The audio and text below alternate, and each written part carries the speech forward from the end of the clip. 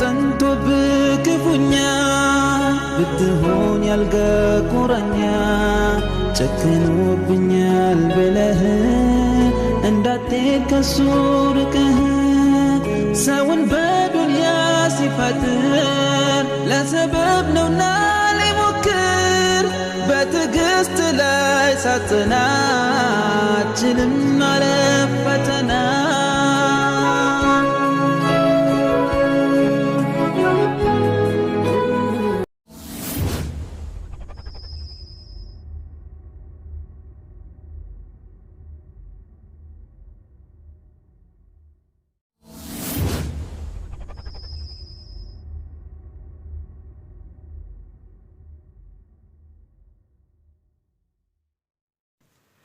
Nagaa waaqayyoo isiniif haa baay'atu. Akkam jirtu hordoftoota chaanalaa YouTube kan taatan nagaa keessan jirtu fayyaadha. Biyya keessas biyya ala soora jirtan nagaa waaqayyoo iddoo jirma jirtanitti isiniif haa baay'atu. Ani obboleettiin keessan nagaa kooti gooftaa kootiif haa galatu isinin jedha. Egaa har'aanis akka nama tokkootti jechuudha. Waan natti dhagahame akkasumas waan gochuu qabnuu fi Zaaraa obboleettii keenyaaf jechuudha. Namni wallaaltan ni jirtu jedhee hin yaadu maaliifi miidiyaa kanarraa nama saba isheetiif dubbatu akkasumas namoota rakkataniif illee sagalee taatee nama dubbachaa turtedha waan taateef namni wallaale hin jira jedhee hin yaadu jechuudha. Isaan tun hin beekne malee nuti yuutuubaroota gurguddaa kana namoota akkasii kana hedduu isaanii ni beekna jechuudha. Haa ta'u malee Zaaraan amma yeroo kanatti dhukkubsattee rakkoo keessa yookiin dhukkuba hamaa keessa jirti. Kanaaf immoo namni tokko haga yoonaa eessa jirta maaltu si mudatee jedhee namni gaafatee too miidiyaa irratti as ba'ee dubbateef illee haga yoonaa hin jiru. Garuu sababni isaa maal akka jedhuu fi ana gaaffii natti ta'a jechuudha.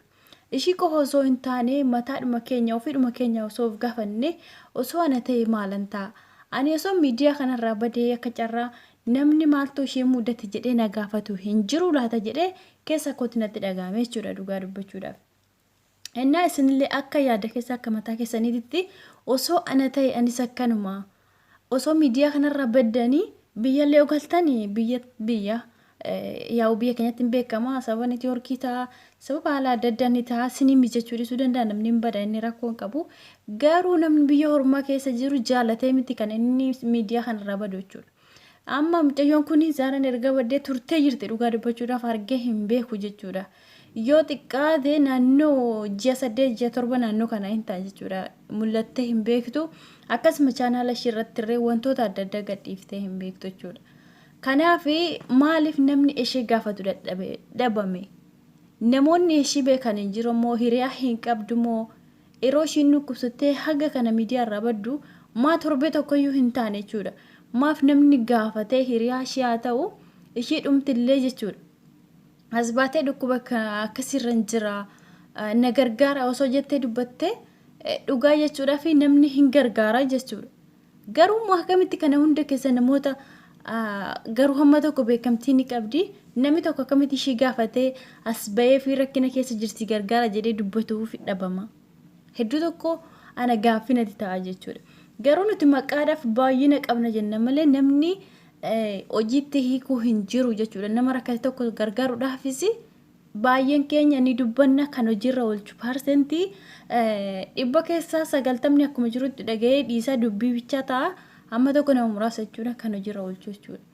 Kanaaf maal wal bira dhaabbanne maaliif akka baddeetti namni kun maaf gaafatamuu dadhabde haga yoona akkamitti sagalee ishii dhokatee dhukkuba ishiitiin dhukkubsachaa dhibamaa jiraatti.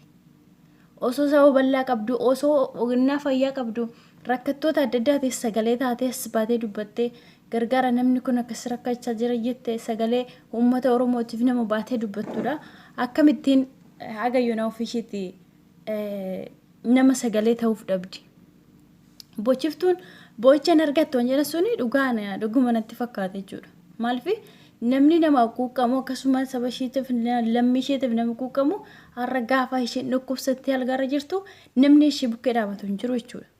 Maaliif garuu dhugaa hedduu tokko nama gaddisa namni qarshii miti kan inni barbaadu bakka hin jedhu sanatti iddoo dhukkubsattee jiru sana namni deeme maal taate maaltu si dhukkuba abshirri fayyisaa rabbi si amaaru waaqayyo si fayyisu jedhanii namni kana du'aasofsiisanii jajjabeessanii biraa deemanii kana caalamaan barbaadu keessi ishillee ni gammada jechuudha gargaarsa biraa osoo hin taane namni qabumaan naqee ishii gaafatee rakkoo ishiin keessa jirtu jajjabeessee biraa deeme hamlee itti hore ofishiitti fuunni jajjabaatti keessa ishillee hamlee itti hora jechuudha gargaarsa biraa dhiisatu jechuudha garuu hamma dandeessanii kadhannaa keessanii akka amantii keessaniitti haa ta'u maallaqa qabdanii haa ta'u karaa adda addaatiin gargaarsa karaa garaagaraatiin akka ishii fayyituu fi akka ishiin illee gara miidiyaa kanatti deebitu maalidha fooyyeen ishii sadarkaan ishiin irra jirtu namni as ba'ee maaliif ifa hin goone haga yoonaa jechuudha.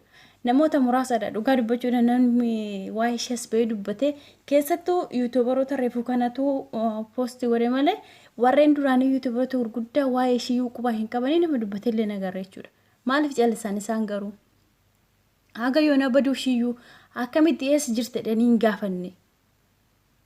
Kanaafuu nuti amma namni tokko nu keessaa badee nu keessaa rakkoon tokko mudateetu deeme namni gaafatu hin jiru jechuudha. Dhibamus duus bakka callisnee hin jiru jenneetuma siin jechuudha jechuudha. Maaliif kun ta'uu hin qabu. Iddoo yeroo jirru kanatti jechuudha. Yeroo hamma wal bira jirru bareedduu kee maal keenya jennee jaalala waliibsinu kana akkasuma namni kun gaafa sirraa dhabamallee eessa deemte eessa dhaqe jedhanii akkasitti wal gaafatanii wal barbaadanii waan irra jira san baruun gaariidha jechuudha. Keessattuu biyya ormaa keessa jira waan nama mudatu hin beekamu waan ta'eef jechuudha. Kanaafiyyuu maaliif namni keenya waliin gaafanne sadarkaa ishiin irra jirtu waan ishiin irra jirtullee agayoona namni as ba'ee gargaarsaaf ishii kadhate namoonni yuutuubaroonni gurguddaa kun hin jiran osoo sanas baanii dubbatanii namoonni baay'een dhagahuu danda'u isaan keessaa namni muraasni deemee gaafachuu danda'a gargaarsa adda addaallee gochuuf danda'a jechuudha. Garuu nuti haa ta'u malee haga nutti dhagahame ni dubbanna waan irra barbaachisu ni goona haga kana nama baay'ee bira gahuu dhiisuu danda'a jechuudha.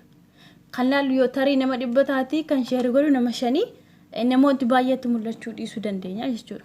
Kanaafiyyuu warroonni yuutuubaroota gurguddaa kun maal ta'a sagalee ta'aniif namoota baay'ee isaan daawwata namoonni baay'ee san keessaa namoonni muraasni immoo kan ishii gargaaru kan ishii dhaqee gaafatu kan waan ishiin keessa jirtullee hirra ga'ee hubatee ummataaf ibsa godhu jiraachuu danda'a isaan osoo dubbatanii fi maaliif callisanii dhagaafin kiyya dhugaa.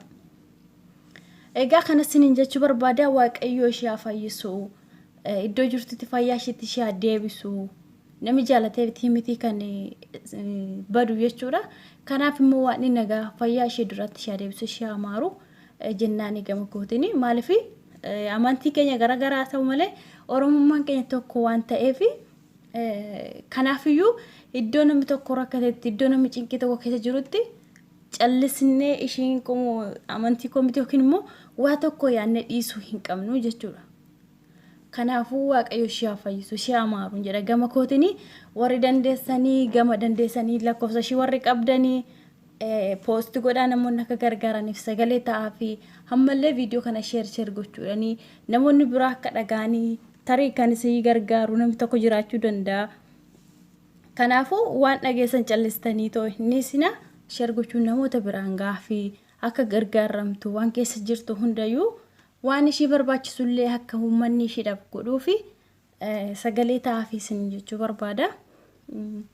Kan isin jechuu barbaada isinitti dheeressu ህመምጠንቶ ብክፉኛ ብትሆን ያልጋ ቁራኛ ጨክኖብኛል ብለህ እንዳትሄድ ከሱ ርቀህ ሰውን በዱንያ ሲፈጥር ለሰበብ ነውና ሊሞክር በትዕግስት ላይ ሳልጥና ችልም ማለፍ ፈተና